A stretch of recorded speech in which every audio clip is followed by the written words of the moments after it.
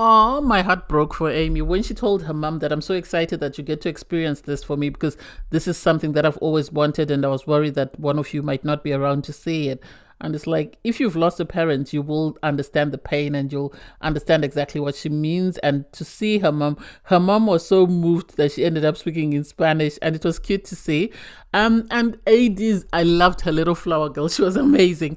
Anyway, hey there, thanks for stopping by. Welcome to my channel. If you're new here, don't forget to subscribe, click the like button, turn on the notification bell for when I upload new videos, and definitely leave a comment in this episode I'll be reviewing. Love is Blind, Season 6, Episode 11. Sadly, if I hadn't seen Trevor's ex's comments on Instagram, then I would have believed that he genuinely liked Chelsea. I think he wanted to have this conversation because the producers asked him to have a conversation, and also he wanted to stay relevant. Nothing convinces me that he had strong feelings for her, because we all know that he had a girlfriend when he went into the pods and he picked up with his girlfriend when he left the pods. So Chelsea was just someone he was just saying for the time being. She was just a convenient person for him as far as I'm concerned. And so nothing stands out. The fact that he was asking, if I had come first before Jimmy, would you have accepted my proposal? And what does she has to say no. She has to say no. We all know she was just after the first person who was interested in her. And also the fact that Jimmy seemed to have a queue of ladies who really liked him and she wanted to be the winner. This is why she went with Jimmy. Jimmy, for him to come and sort of hug him and sort of say to Trevor, there's no bad blood. I don't know. I really don't know. I think there was a lot of theatrics. I think there's a lot of performance, as I've said before, because you have, Jimmy then have a conversation with Chelsea, and Chelsea saying, Amy and Johnny are the, shining couple of the season. And they are. They're always together. They're always minding their business. They have nothing to do with anyone else but themselves.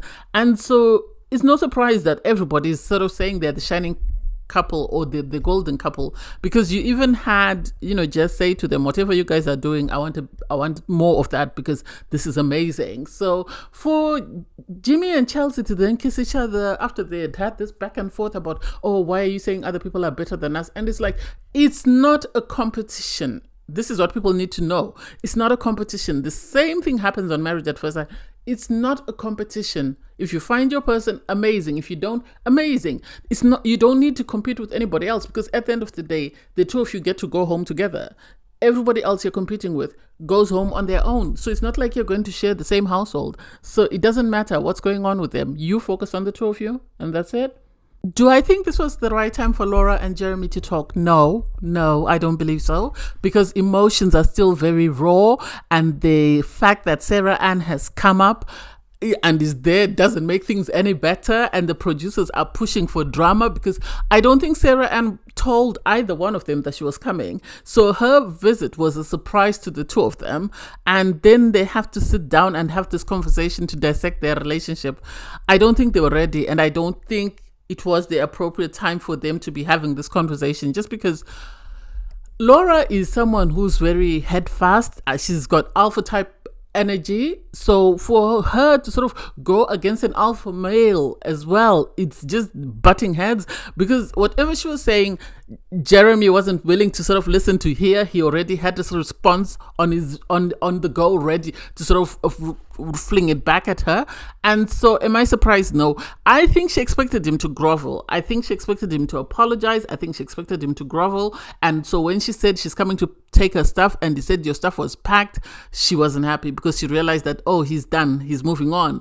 And I don't think she expected him to do that. I think she expected him to beg her and to plead with her and to show that he really was sorry for his actions and he really wanted to make things work. So him packing her bags and him sort of being very dismissive didn't go down very well with her. It didn't go down very well. And that's why she was upset and she stormed off. And it's like, it is what it is. The two of you need to move on.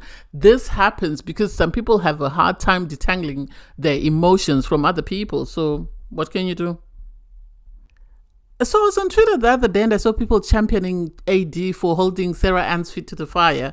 And I'm sorry, but I'm not buying it. I really am not. Because this is the same thing she did when she spoke to Kenneth about, being in an interracial relationship. The fact that it's the hypocrisy, for me, is the hypocrisy in the sense that she dated Matthew and was all in on Matthew and was ready to go with Matthew until Matthew exposed himself by saying the same things to two different girls, and then she found out, and then she ran back to Clay, and she ended up getting engaged to Clay. And yet she was the moral police that was trying to teach Kenneth about the fact that he was going to be in an interracial relationship, and how was that going to work in regards Brittany sort of raising black children.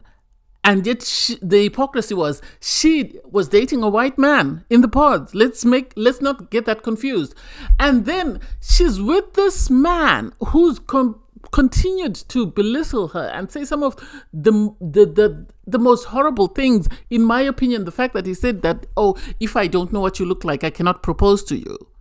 And he told her that if you put on weight, I'll tell you go to the gym. And yet she didn't comment or say anything. She just said, oh, that's horrible. That sounds horrible. And yet she wants to hold somebody else's feet to the fire. I don't think so. I don't think she's that close to Laura. I think she wants to be in the mix of things that are happening. I think if anyone should have held Sara-Ann's feet to the fire, it should have been Jess, because Jess is very close friends with Laura. AD and Laura, yes, they get along, but I don't think they're that close. And yes, Sara-Ann is wrong. Sara-Ann is wrong for sending the DM. Sara-Ann is wrong for entertaining that man. Whether she needed to say her piece, once she saw him, she should have arranged to meet during the day, and then they should have sat down for lunch with the cameras on, addressed whatever concerns they had, and went their ways. She should never have DM'd him. If she still had feelings that she needed addressed, she should have spoken to the producers. I need to speak to, Jeremy. This is what is nagging me. They would have facilitated that meetup, and then everything would have been aired out. It would have been on camera. It would have been respectful to Laura, and that would have been it. She's wrong for saying, oh, I didn't do anything inappropriate. I didn't cross the line, but he said to me, he was going to break things off. What did you say to him to encourage him to say that? She said something that encouraged him to believe that he could break off things with Laura and start something else with her. So I'm not buying, but at the same time, I don't think AD is the right person to be holding other people to account. Yes, she herself has tried to sort of move on the righteous path, but the fact that she went back to Clay, I lost all respect for her. So anything else she says doesn't hold water in my, as far as I'm concerned. Yes, she made a face when she found out that Matthew looks like Clark Kent, but it is what it is. She must have known that. She knew who she was dating when she was dating him. She knew he was going to be socially awkward, so it's nothing new. As much as AD is wrong for trying to hold Sara-Ann's feet to the fire, Sara-Ann and Jeremy are wrong. This is the time they should have sat down and had a conversation, not them staying up until 5 o'clock in the morning. This is the time they should have had the conversation. And the fact that you had Sara-Ann playing victim and saying these women are turning against me, and it's like, well, you started it. The moment you sent him a DM is the moment you started it. For you to say I didn't fight for myself, you don't need to force someone to love you. Look at what Bliss did. She didn't chase Zach. She didn't go after him. She didn't DM him. She minded her own business, and he had to pursue her. So the idea that you pursued this man or you made the first move, you can't then say he chose you. You can't say he chose you. You are his backup, and he's decided that since it didn't work out with his number one, he's going to fall back on you, his number two. And so for you to have that conversation and play the victim, and then for you to go on jet skis with Jeremy, that's in poor taste. Really poor taste.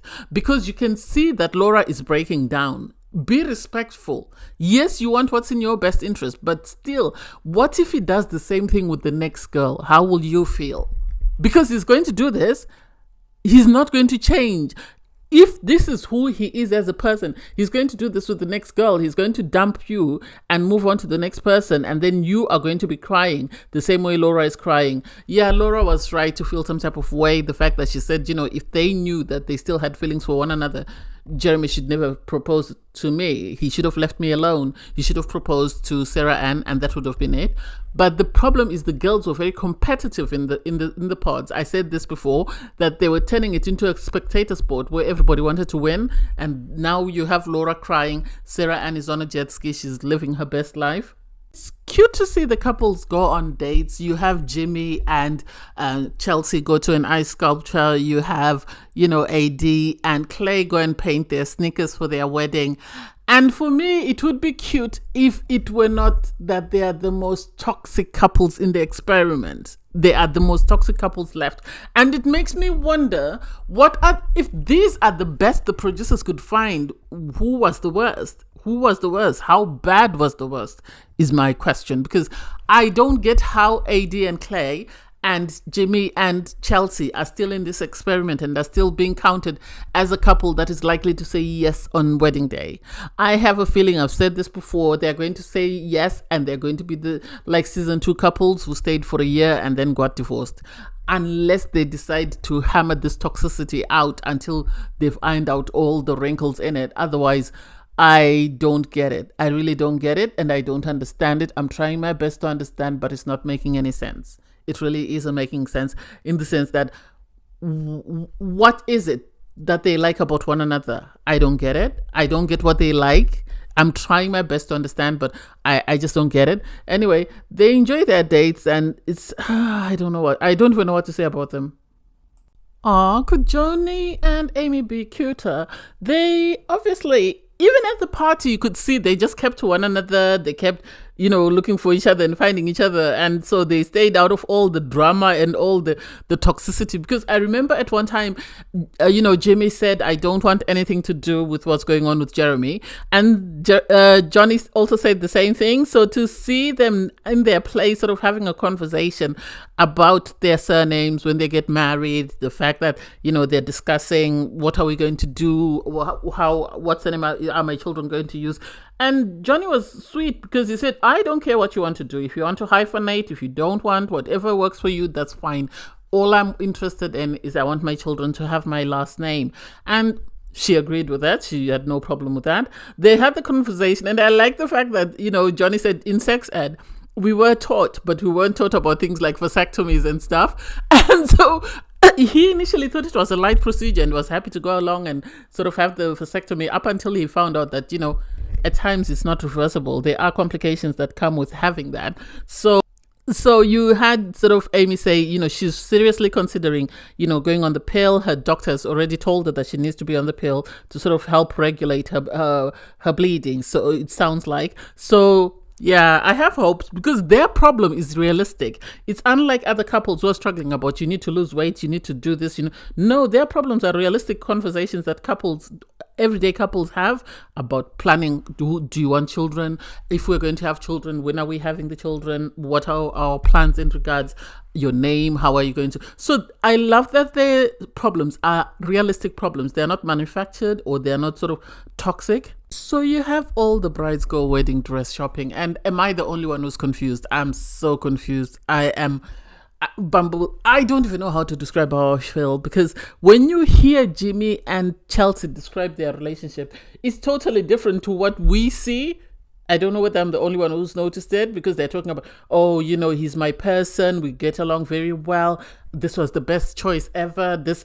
And it's like, but we always see you fight. And then you go, I love you. And then you kiss each other. So are we missing something? Are the producers looking for only snippets of where you're fighting? Or what is it? What is it? Are you both in denial? Or are you both hoping that this thing really works? So you're going to push it up the river until it starts working? Because otherwise, it doesn't make sense how they can see their marriage working when we are all looking at it from the outside and wondering, why are they still together? Why haven't they broken up?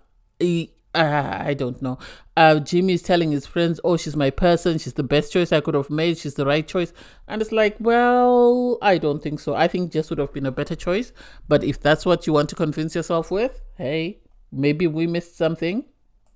Next up is AD and Clay. Clay's suit was nice. It was a nice color. It wasn't stand outish. It wasn't in your face. So I liked it. His friends were asking him, how do you feel? Are you going to cry? And he was saying, I'm not going to cry. I've already cried enough, so I'm not going to cry. Hey, to each their own. I didn't like AD's first dress. It looked more like an evening gown. It looked more like a second dress that you'd wear after your wedding for the reception. So I didn't like that. The wedding gown, was too It is what it is. As AD said, it is her, because we all know that she likes things that highlight her special features or her best features. So I'm not surprised she chose that.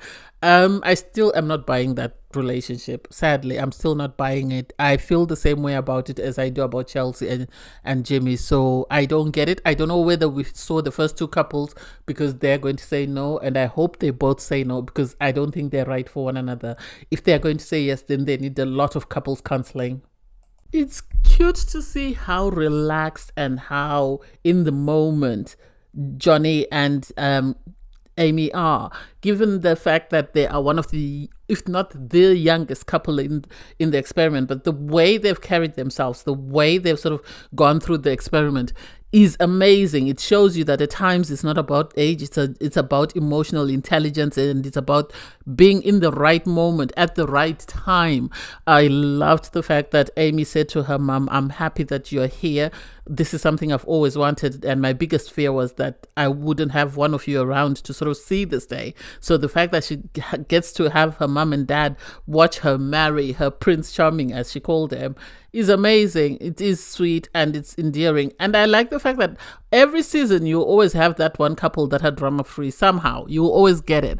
It's very rare. I think it was only season 2 where you didn't have that couple, but every other season you always have that couple that sail through the experiment, that don't mind anybody else's business but theirs.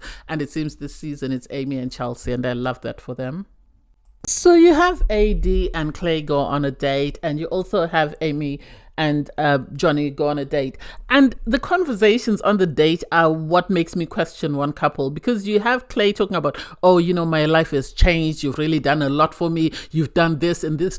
And it's like, what has happened between the two of you as a team?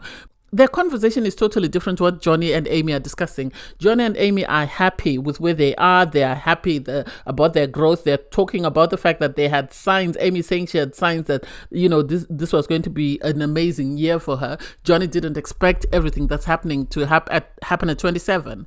And so it's like, I think, sorry, but Clay is still self-centered. That's just me. Clay is still very self-centered. He's not into them as a team. He's talking about, "I want 2 children." And it's like, how many children does AD want? You might want 2 children, but how many children does AD want? Because at the end of the day, she's the one who's going to carry them. Oh my God, I digress. The producers really spent a lot of money on Jimmy and Chelsea. I don't know whether it's because they were trying to make up for, all the dirt or all the negative edits that they've put for them, because they gave them the ice sculpture date, and then this time they hired a whole theme park for them. And if you compare that to what people like Amy and Johnny had, it doesn't make sense, even if you compare to AD and Clay, because AD and Clay went on the rooftop and they also had, the sneaker painting thingy, and that was it. Whereas these two have had the biggest budget. I don't know whether the producers are feeling bad because of how negatively they've portrayed them, and so they're looking for a way of making up to them. I don't get it. It was a cute date. I really liked it, but hey, it is what it is with the two of them. Obviously, they were asking each other, "What do you think? Do you think we're going to work out?" And it's like, they're always all over the place. It's very hard to tell where they're going to be. And I don't know. Chelsea really wants to get married to this guy. I think she really wants to make it work. So she seems like she's going to say yes on wedding day. AD, I think AD might say yes, and then with time Clay will get on her nerves and then she'll say no. Do I think Jimmy is going to say yes? Jimmy is probably going to say yes, like Nick, because he's used to this toxic type of love, so that's it for him. Whereas Johnny, and I think this season, the couple that will say yes and have a stronger chance of staying together are Johnny and Amy.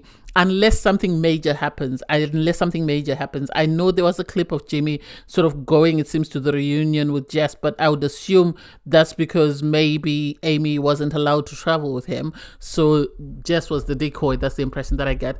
But anyway, it was a great episode. I really enjoyed it. I can't wait for the weddings on Wednesday. Thanks, guys, for watching. Please don't forget to like, share, comment, and subscribe. And click the link in my video to watch my review from episode 10. Bye, guys.